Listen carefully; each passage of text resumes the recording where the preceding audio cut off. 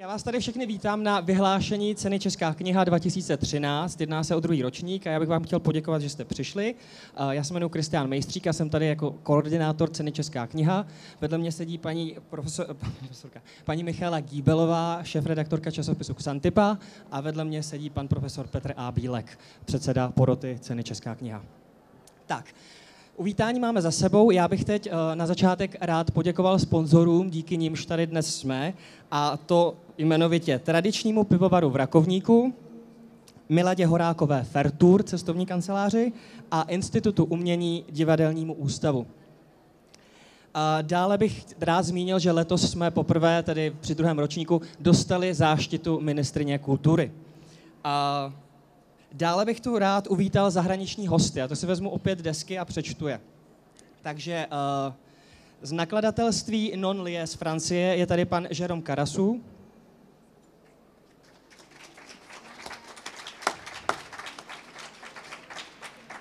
Z Polska za nakladatelství Atut je tu paní Alexandra Zemlanská.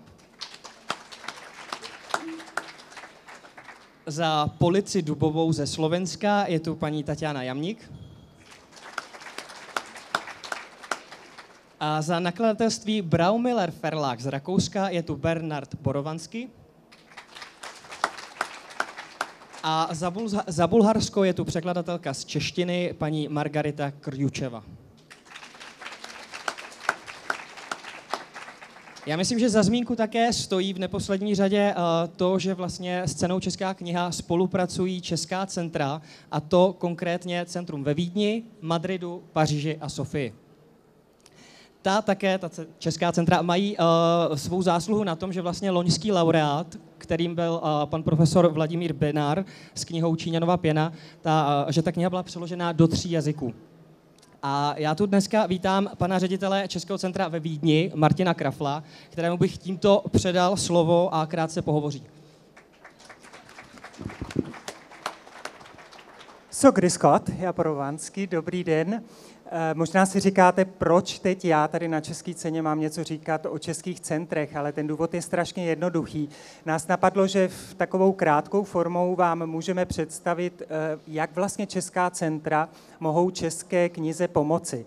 My jako České centrum Vídeň jsme se k této ceně připojili v minulém roce, a když jsme uvažovali, jakou cestou jít, tak jsme zvolili 3 cesty. Ta první byla literární noc, kterou jsme uspořádali před 2 dny ve Vídni v rámci Evropské noci literatury.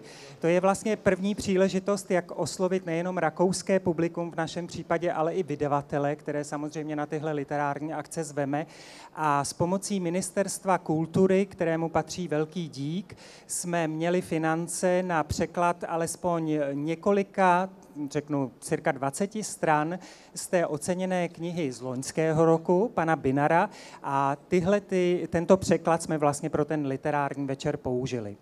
Ta druhá cesta je oslovování jednotlivých nakladatelů v zemi, ve které působíme.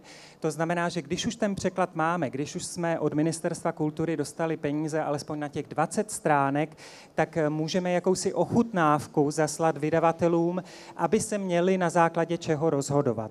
No a ta třetí cesta, ta už je u České knihy vlastně principiální, protože Česká kniha měla podle mého soudu velmi dobrý nápad oslovit několik nakladatelů v zahraničí a nabídnout jim takzvané partnerství, aby se stali jakýmsi pozorovatelem.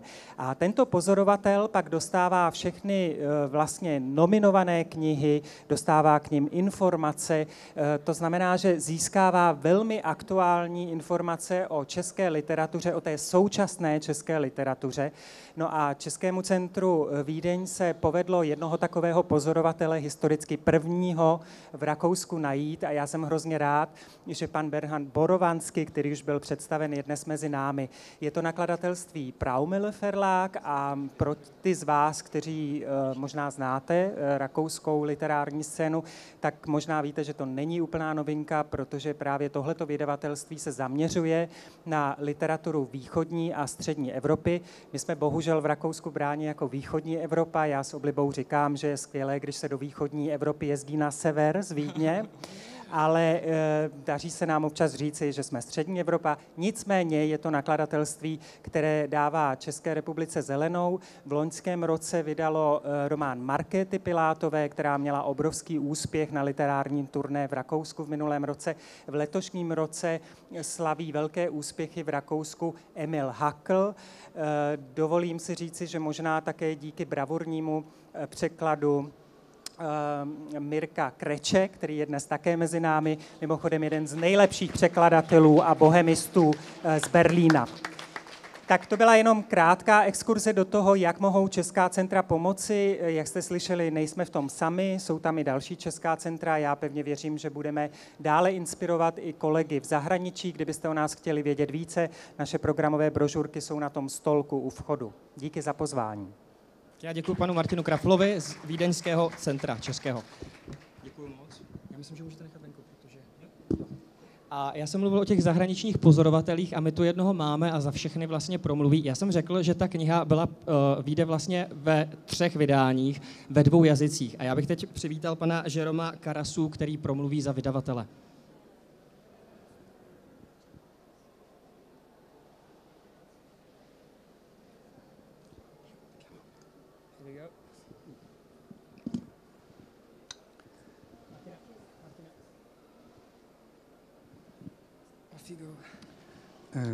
Tout d'abord, permettez-moi de remercier les organisateurs du prix de livre tchèque qui m'ont invité à être présent parmi vous aujourd'hui.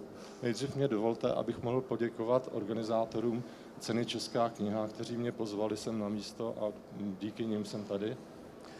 Ensuite, je vous prie de bien vouloir excuser, mais mon tchèque est déplorable. Chci se omluvit za to, že moje čeština je docela špatná.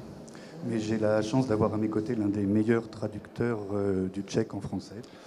A mám na to štěstí, že vedle mě stojí jeden z nejlepších překladatelů z češtiny do francouzštiny. Sans qui je ne serais pas là aujourd'hui. Pardon. Sans qui, grâce à toi, je suis là aujourd'hui. A díky kterému jsem tady dnes na tomto místě.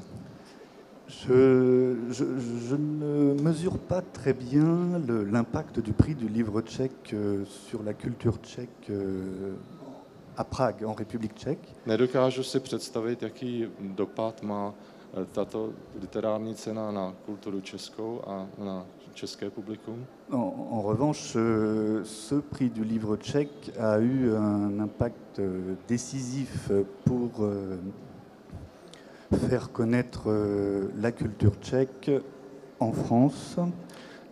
Naproti tomu vím, že cena Česká kniha měla rozhodující vliv na znalost české literatury ve Francii. Et certainement dans d'autres pays d'Europe occidentale. A určitě i v dalších zemích západní Evropy. Nous sommes, en ce qui concerne la culture tchèque, beaucoup plus incultes que nos amis autrichiens. Co se týče české kultury, tak jsme určitě mnohem méně vzdělaní než naši němečtí, rakouští přátelé. Et dans notre lointain Far West, nous avions besoin d'une telle initiative pour connaître la production tchèque et la production de qualité.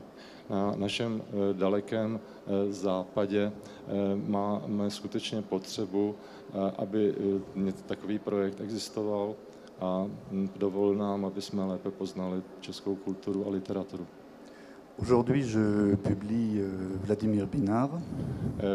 Právě teď budu publikovat, vydám dílo Vladimíra Binara. Nous étions, je crois, 2 ou 3 observateurs internationaux français l'année dernière. Ale minulý rok jsme, myslím, ve Francii byli 2 nebo 3 pozorovatelé ceny Česká kniha. Corrige-moi si je dis une bêtise, je crois que nous sommes 5 cette année. C'est bon. A tento rok je nás 5. Et j'espère que nous serons 10 l'année prochaine et qu'à ma place, on peut me réinviter, hein, je viendrai bien sûr, mais qu'à ma place un autre éditeur ou 2 autres éditeurs pourront commenter la traduction qu'ils ont faite du lauréat de cette année. Doufám, že příští rok nás bude 10 francouzských pozorovatelů a i když se nebudu bránit dalšímu pozvání do Prahy, tak možná tady bude nějaký jiný pozorovatel za Francii příští rok. Voilà, j'insiste, c'est un outil formidable pour nous, éditeurs français, pour avoir un aperçu de la culture et de la littérature contemporaine tchèque. Je to výborná pomůcka pro nás, francouzské nakladatele, aby jsme měli lepší představu o tom, co současná česká literatura představuje zajímavého. Je vous remercie. A děkuji vám.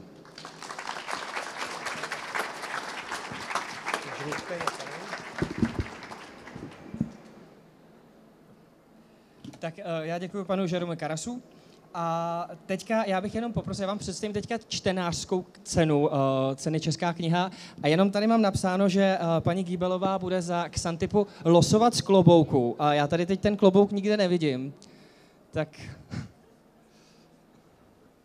Tak bude losovat z pytlíku, to vypadá. Tak, dobře. Tak já poprosím paní Gíbelovou, jestli může losovat a já mezi tím promluvím o ceně o čtenářské ceně Česká kniha.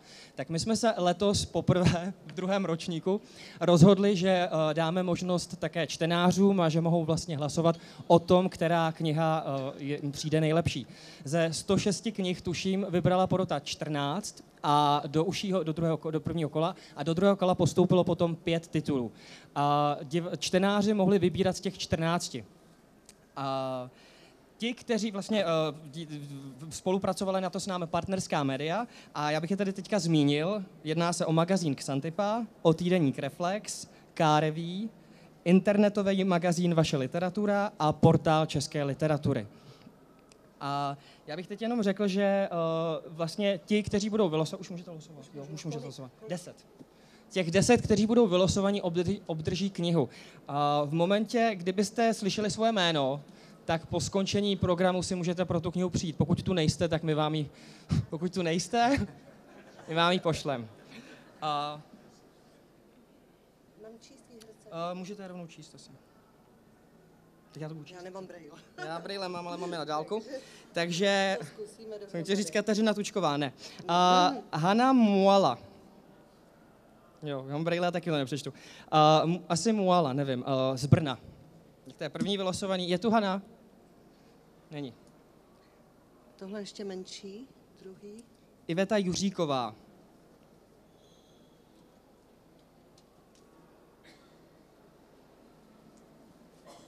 Pavel Zajíc.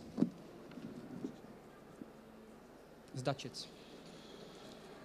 Jiřina Randáková z Rychnova nad Kněžnou. 4, 5, Jana Moravcová, Prostějov. Uznám, že tohle není asi nejzábavnější část programu. Zuzana Šoupalová, Pardubice. 7. Hana Hýžďalová, Kojetín. Eva Staňková, Ostrava. 3. 6. Já myslím, že to je poslední. Petra Vavříková, Zbyšov. 3, 6. Omlouvám se, ještě jeden.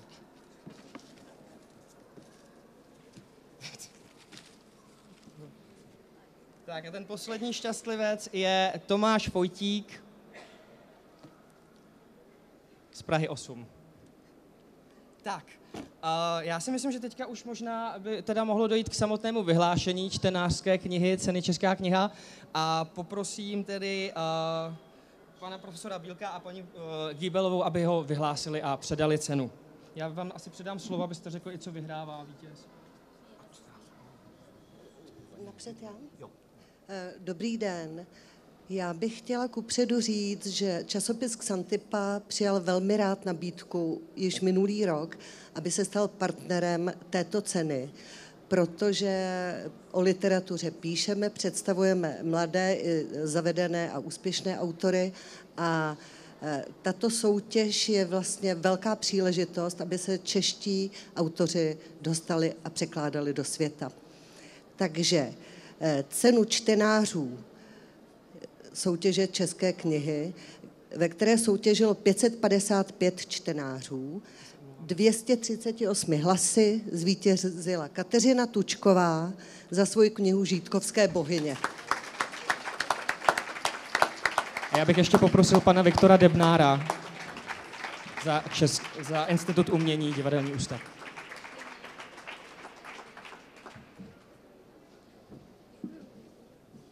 vám strašně moc gratuluju, ta knížka je úžasná. A předala bych vám...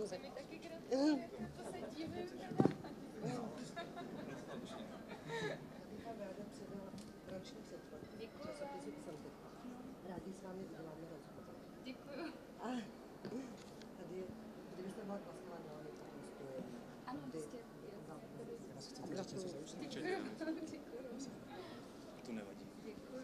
Tak dobrý den, já se jmenuji Viktor Debnár z Institutu umění. Katce Tučkové samozřejmě v prvé řadě gratuluji a pár slov. My se v Institutu proč jsem tady, k tomu, proč jsem tady. My se v Institutu umění snažíme různými cestami a způsoby propagovat českou literaturu, současnou české autory. Jedním z těch způsobů je provozování portálu české literatury a druhým z těch způsobů je pořádání rezidenčních pobytů pro české spisovatele. Pan Daneš, který je pořadatelem České knihy, nás oslovil v minulém roce. Začali jsme spolupracovat na bázi portálu české literatury, to znamená, že jsme se stali jakýmsi mediálním partnerem a v tomto roce jsme naši spolupráci, protože ji vnímáme jako pozitivní a hodnotnou, rozšířili o další aspekt a tím aspektem je rezidenční pobyt. Rozhodli jsme se vítězi ceny čtenářů Česká kniha udělit jednoměsíční rezidenční pobyt. Ještě nemohu říct kde, protože jsme si řekli, že je potřeba se domluvit s laureátkou nebo s laureátem, kam by se jí to líbilo, kam by jí to vyhovovalo. Pošlete a tak mě dále. na Žítkovou. Může to být třeba i tam, uvidíme. Žítkové. Uvidíme. Takže já ještě jednou gratuluju Katce Tučkové a má u nás jeden rezidenční pobyt, na kterém se potom domluvíme. Děkuji vám moc krát a hlavně děkuji čtenářům, protože to je tedy jako výkon jít a odhlasovat, nevím vlastně jak, jestli elektronicky nebo korespondenčně, ale děkuji moc čtenářům i vám, porotě. Děkuji.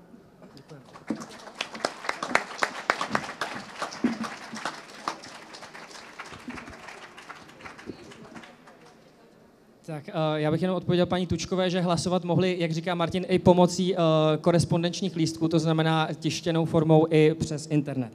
Tak, teďka pojďme tedy rovnou k samotné ceně Česká kniha, která, jak už jsem několikrát řekl, probíhá druhým ročníkem a laureáta vybírá 7členná porota, kterou jsem zapomněl přivítat a tímto ji tu vítám také členy, a složená z akademiků, literárních překladatelů a knihkupců. Předseda poroty, jak už jsem taky několikrát řekl, je pan profesor Bílek. Já jsem rád, že pan profesor dostal profesoruturu, že...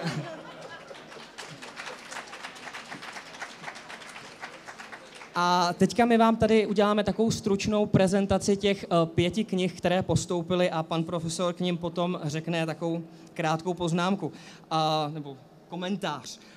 Já jsem vybral anotace, takže některé knihy mají větší anotace, třeba Žítkovské bohyně, ale nicméně si myslím, že si to zaslouží, a některé mají velmi krátkou anotaci. Tak, řazeno abecedně, jo, nehledejte zatím žádné lobby.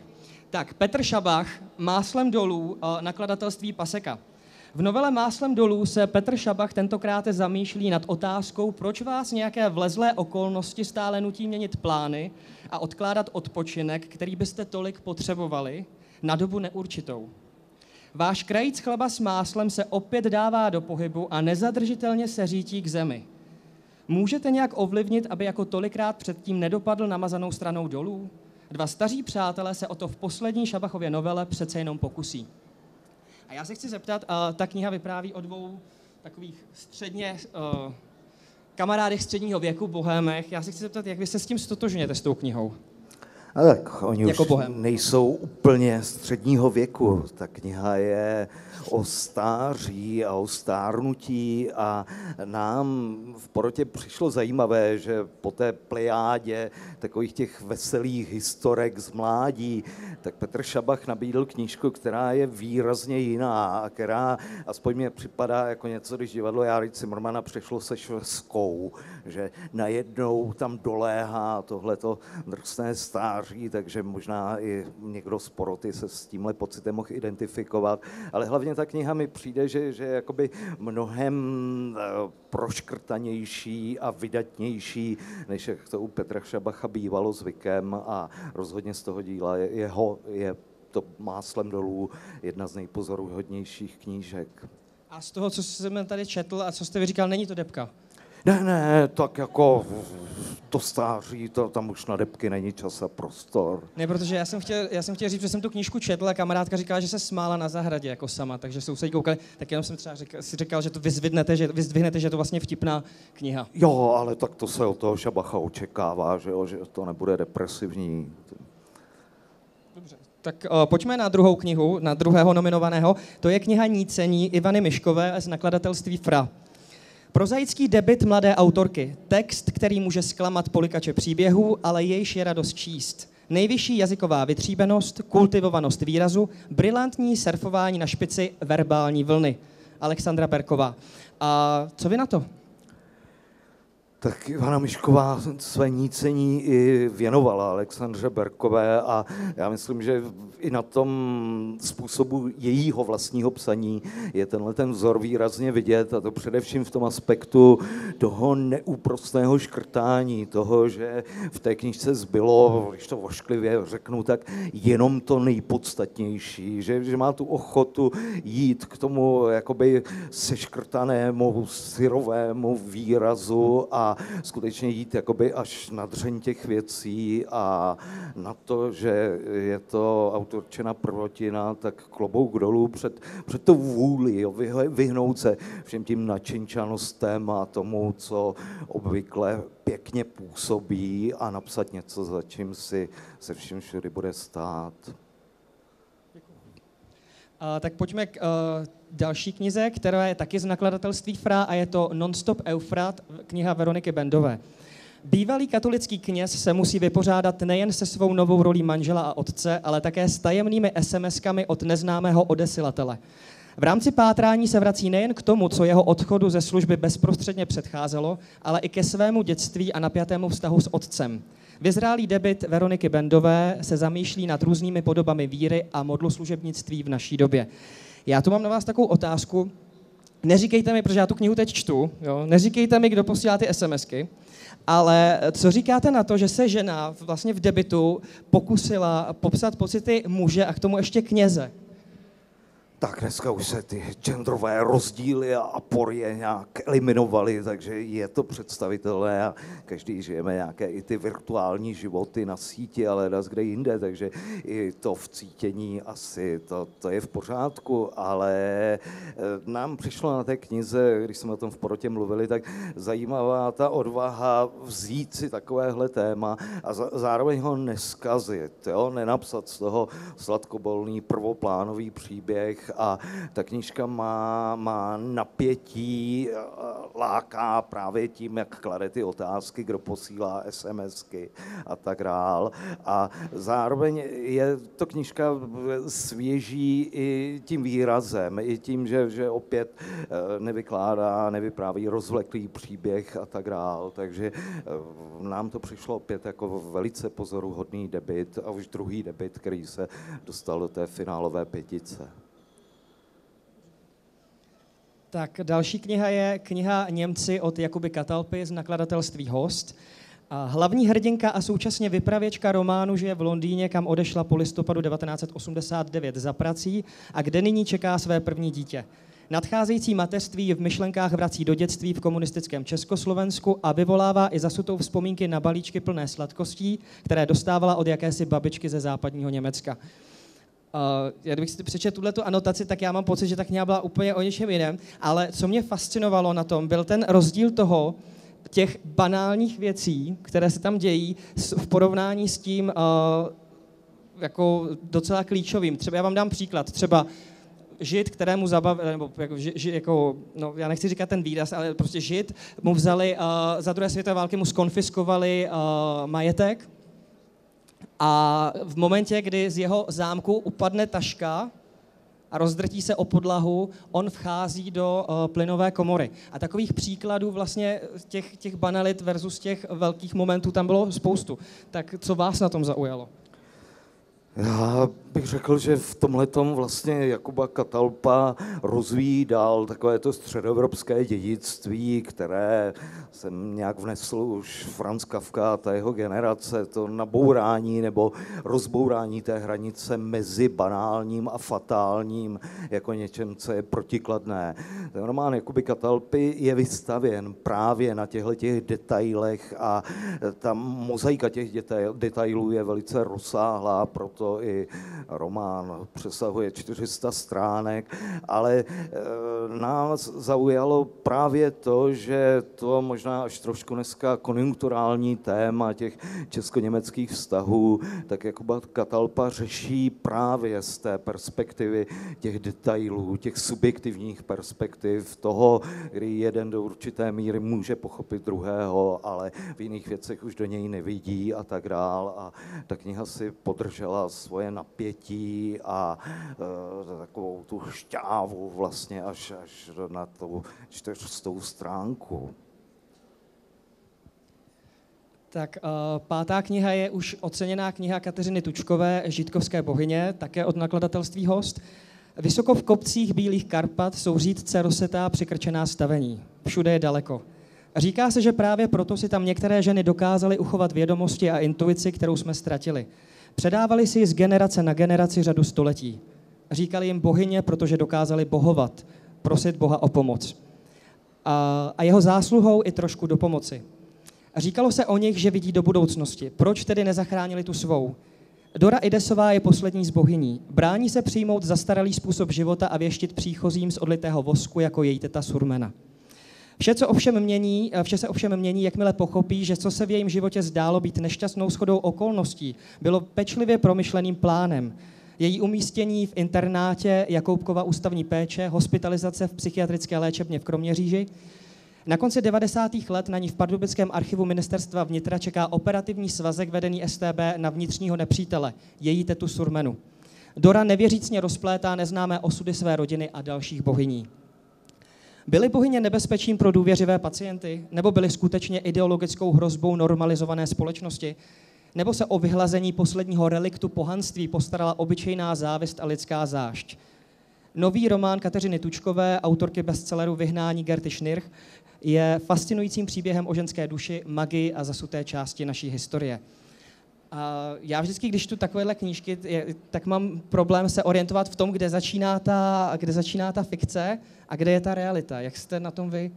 Tak, o to právě jde, že tak jako u Jakuby Catalpy se nám mísí banální s fatálním, tak tady zase máme nabouranou velice zdatně tu hranici mezi reálným a mezi fiktivním a vlastně pořád to jakoby celé osciluje. I tady čteme velký příběh, který jde do té minulosti a nachází tam celou tu mnohovrstevnatost a jakoby složitost všech těchto věcí, takže i ta otázka, co je realita a co je fikce, tak člověka průběžně napadá, ale zároveň to není to jediné, čím by při té četbě toho románu žil, pochopitelně.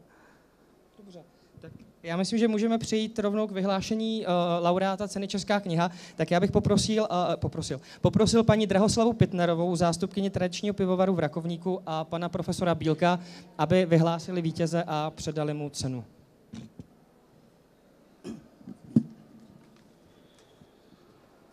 Dámy a pánové, já to s dovolením trošičku zdramatizuju, protože měli jsme 5 finalistů a při hlasování poroty nám vyšlo pořadí i jakoby 3 prvních. Takže bronzová, stříbrná a zlatá medaile. Celé je to, jak dobře víte, u těch soutěží trošičku absurdní, protože každý ten výkon je nepoměřitelný a my tady převádíme vlastně jednoduché aritmetické hlasování na nějaké závěry, takže i v tomhle prosím, aby se to bralo s rezervou, tak jako každá jiná cena. Nicméně, jakoby na tom pomyslném 3. místě se nám umístila Veronika Bendová se svojí knihou Nonstop Eufrat.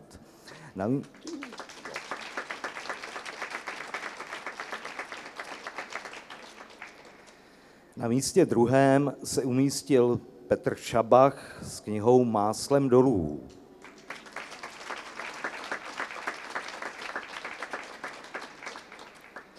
A je mi potěšením a ctí vyhlásit, že vítězem druhého ročníku České knihy se stává Jakuba Katalpa za román Němci.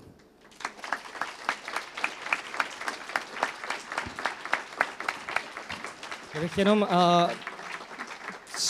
co si myslíme, že je takové unikátní a na co jsme tak hrdí, je to, že opravdu ten vítěz z těch, nebo ten laureát z těch 5 je opravdu vybrán hodinu předtím. A my jsme paní Katalpě volali, a protože je po porodu, tak se necítila úplně na to přijet. Nicméně její reakce byla, že to nečekala a že má hroznou radost a že vás všechny pozdravuje a že to opravdu nečekala. A já bych poprosil pana Miroslava Balaštíka za nakladatelství Host, aby převzal cenu, prosím.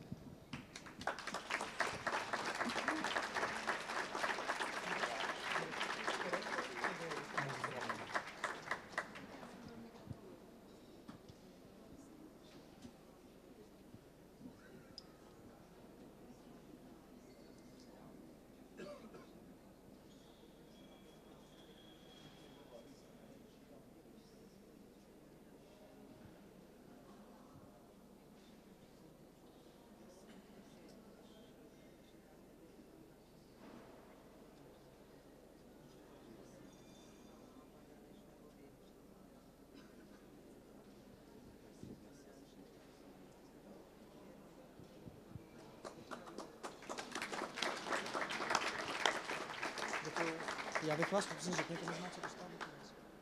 Jo, myslím, že to můžete říct. Tak paní Katalpa, děkujeme paní Pitnerové. Jakuba Katalpa dostala 35 000 od nás a já poprosím pana Balaštíka, jestli bych chtěl něco říct. No, já bych chtěl vyřídit pozdravy právě od Terezy Jandové, což je vlastní jméno. Jsem to pivo otočil.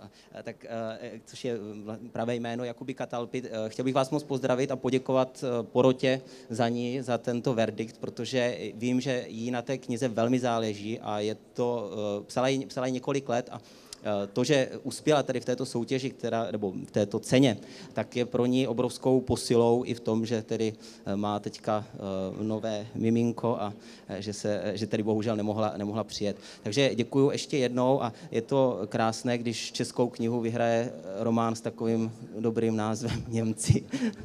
Takže děkuju.